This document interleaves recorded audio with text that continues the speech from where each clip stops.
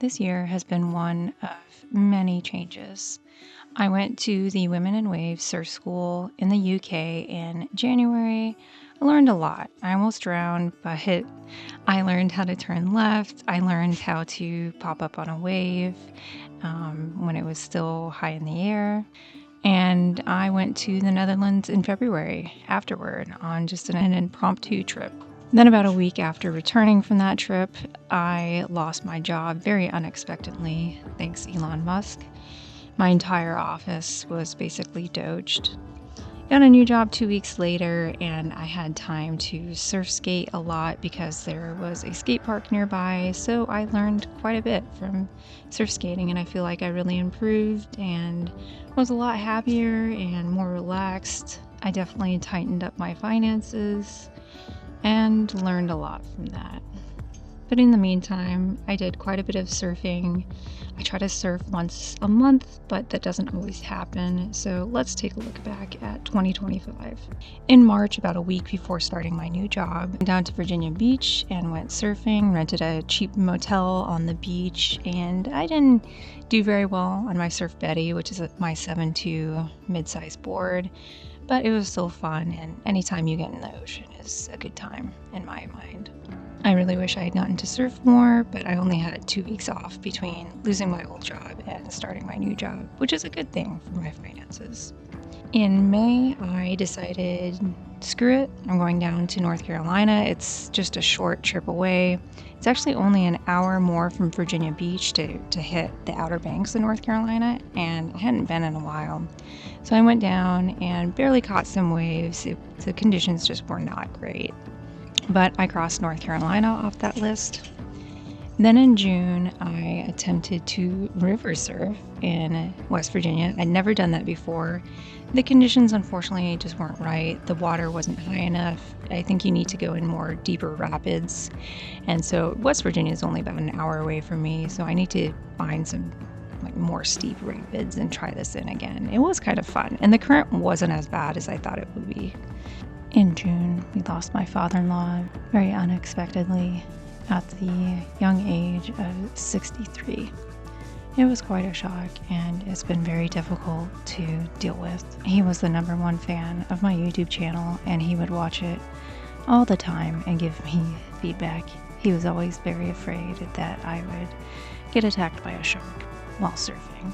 In July, we headed to Washington State and visited my family. We actually went for the 4th of July.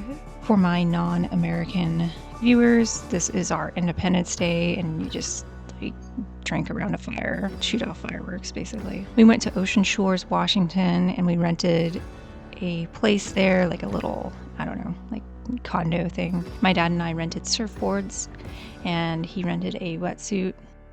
In August, I got to surf twice, which was super fun.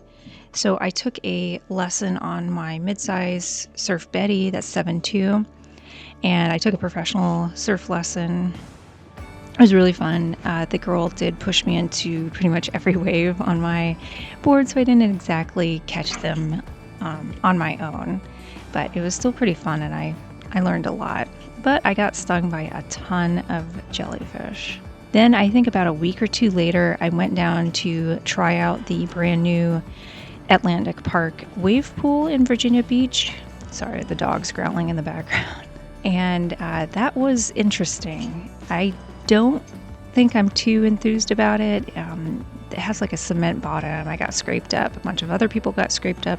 The waves were much bigger than they should have been for the sessions, but I still caught some waves. And then I switched sessions, and the instructors were pushing people into waves on the second session, so I definitely appreciated that because the waves were quite a bit bigger than I thought they would be. They also didn't last very long.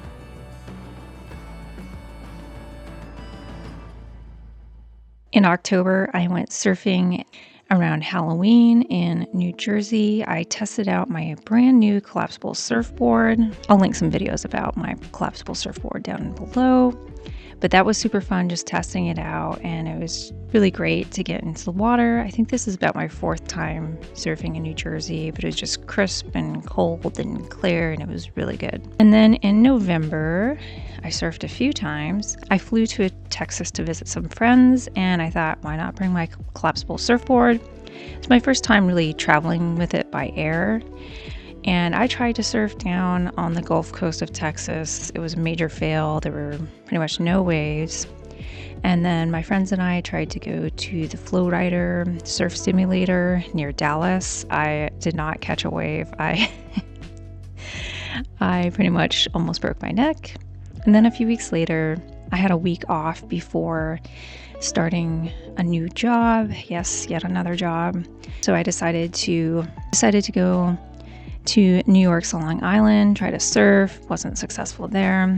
Then I went up through New England to Connecticut and Rhode Island. Connecticut did not have any waves. But I went all the way up to Maine, surfed New Hampshire, surfed Massachusetts, and then finally surfed Rhode Island. New Hampshire and Rhode Island were so fun.